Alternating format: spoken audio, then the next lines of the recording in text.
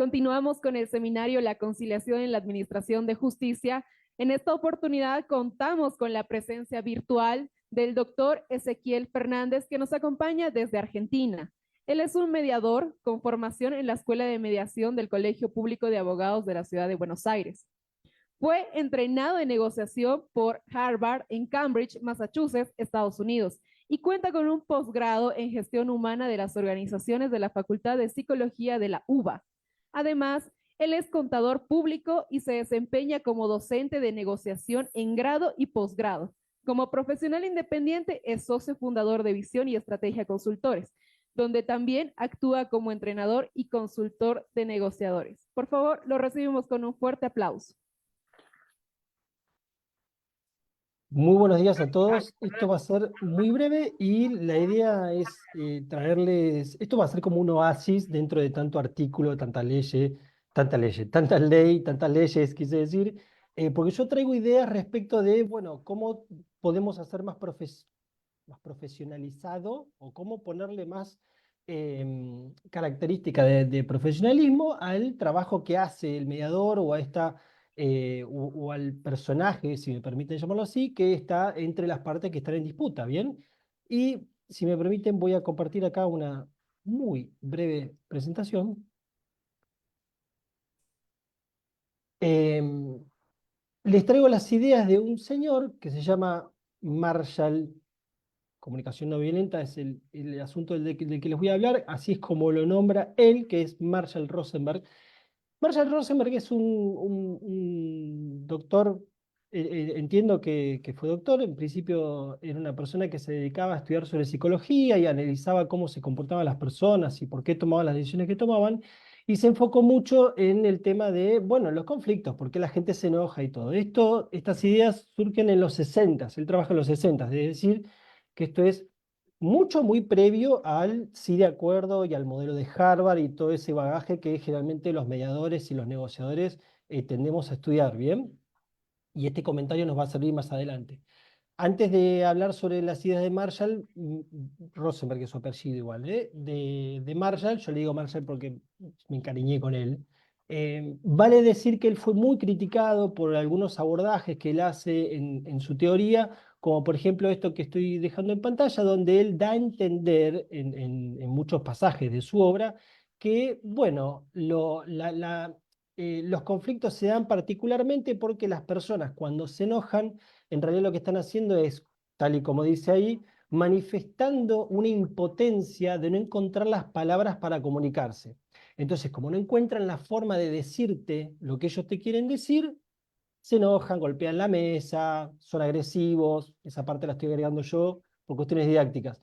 Bueno, él fue muy criticado por eso, es una de las críticas que le hacen y es la que más me interesa a mí, porque claro, aparentemente él no considera que hay personas que encuentran un goce en el sufrimiento ajeno, sobre todo en el ámbito laboral, que es donde Marshall más trabajó y donde yo me especializo particularmente más allá de la mediación y la cuestión de justicia.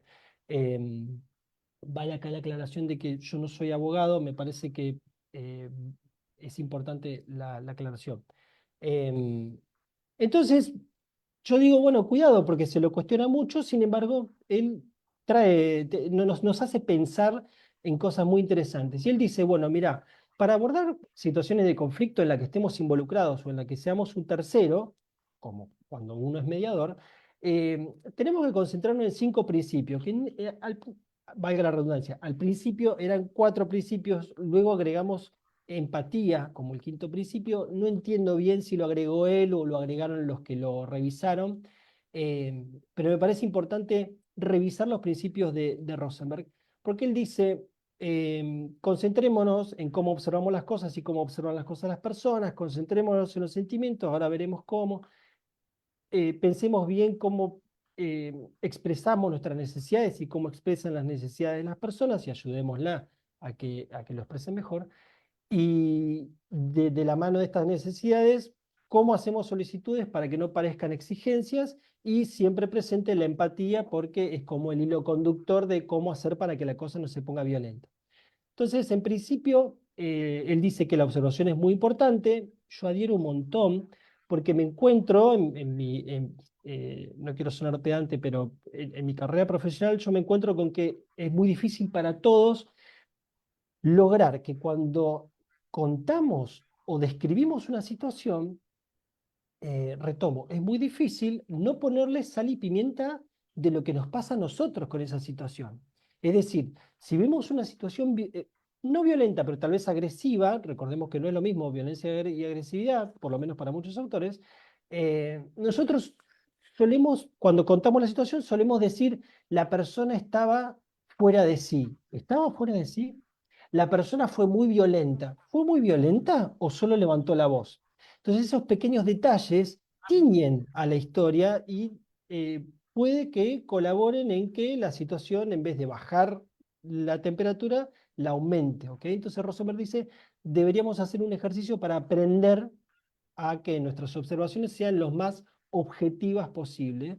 Y es muy difícil. Créanme que es muy difícil, practíquenlo en casa, traten de contar una situación y piensen si están siendo objetivos o no y van a ver que es bastante difícil. Respecto de los sentimientos, el coaching ontológico en los últimos 20 años, porque ya no es más una moda, en los últimos 20 años nos trajo muchas reflexiones sobre los sentimientos.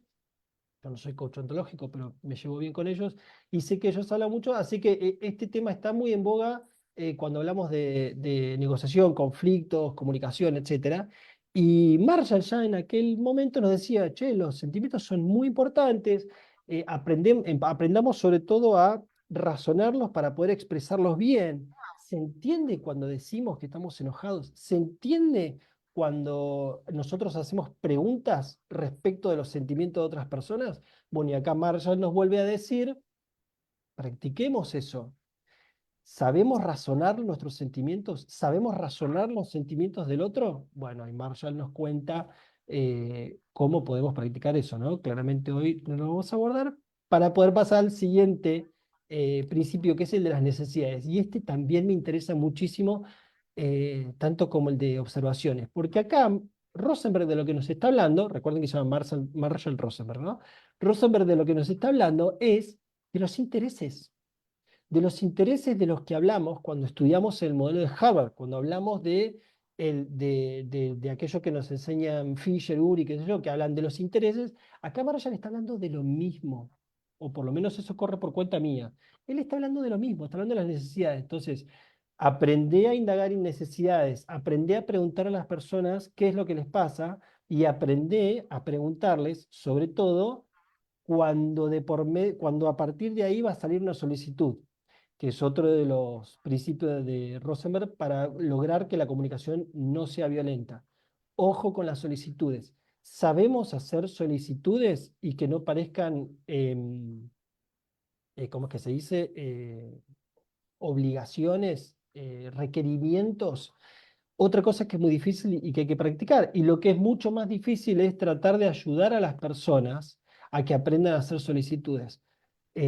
Ejemplos de cosas que no hay que hacer según Rosenberg. Por ejemplo, cuando vos vas a hacer una solicitud y para justificarla uno se victimiza, la otra parte puede estar interpretándolo como, o sea que si no te cumplo, yo soy el malo de la película y de pronto estoy obligado a cumplirte. No es tanto una solicitud, me estás poniendo entre la espada y la pared. Ese era uno de los ejemplos que más me gustó a mí. El tema de las solicitudes me parece apasionante.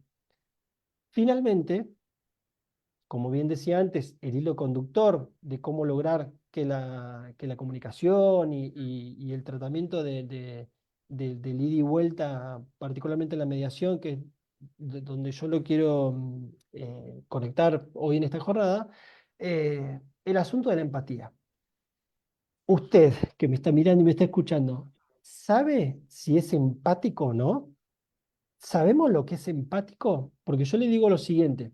Si yo le pregunto a usted qué es empatía y usted me dice, empatía es cuando me pongo en los zapatos del otro, le tengo malas noticias, porque esa definición está media corta, porque la empatía no debería empezar a describirse a partir de usted.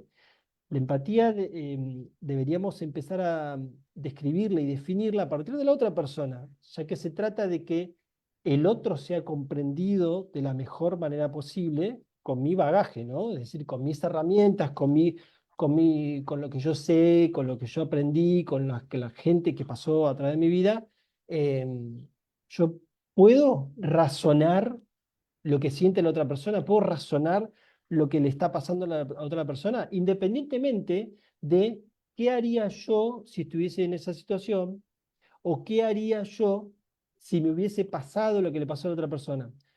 Ya que somos personas extremadamente distintas, no tiene nada que ver conmigo. Más allá de que yo soy la persona que tiene que razonar eso, no debería ser yo el espejo de esos sentimientos. Yo tengo que razonarlos independientemente de lo que me pase a mí con esas situaciones que vive la otra parte. El tema de la empatía me parece apasionante, creo que hay que dedicarle mucho tiempo, sobre todo cuando tomamos el rol de mediación, ya que, bueno, los sentimientos siempre están a flor de piel y generalmente para bajar los ánimos tenemos que apelar a comprender por qué uno está enojado, comprender por qué uno está levantando la voz, por qué alguien de pronto golpea la mesa y se quiere ir. Estoy exagerando, no es normal que la gente golpee la mesa y se va, pero en los extremos es cuando la cosa queda más clara. Intenté ser lo más breve posible para aportar lo máximo posible a este evento. Pero resumiendo, la intención es decir que dos cosas. Primero, que hay ideas que parecen viejitas, porque si uno piensa en los años 60, medio como que, pasó mucho tiempo. Sin embargo, sigue habiendo mucha cosa interesante para revolver ahí y para traer a nuestra actividad profesional. Y segundo, tomémonos un tiempo para reflexionar respecto de nosotros profesionales, a ver si estamos haciendo lo mejor que podemos hacer, ¿ok? A la hora de cumplir el rol de mediación. Muchísimas gracias. Si hay alguna pregunta, aquí estamos preparados.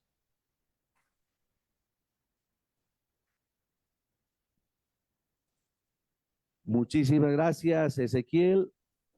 También te mando hasta Buenos Aires un afectuoso abrazo y te agradezco por la brillante disertación en el tema que tú eres especialista, como es la comunicación y sobre todo la comunicación no violenta hoy en día. Con un gesto, con una mirada,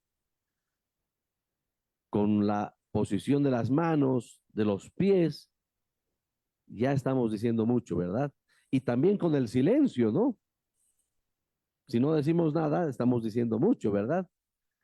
Pero Sí, que, ¿cómo no per- en esta época de cambios no vamos a profundizar el primer elemento que es la voluntad?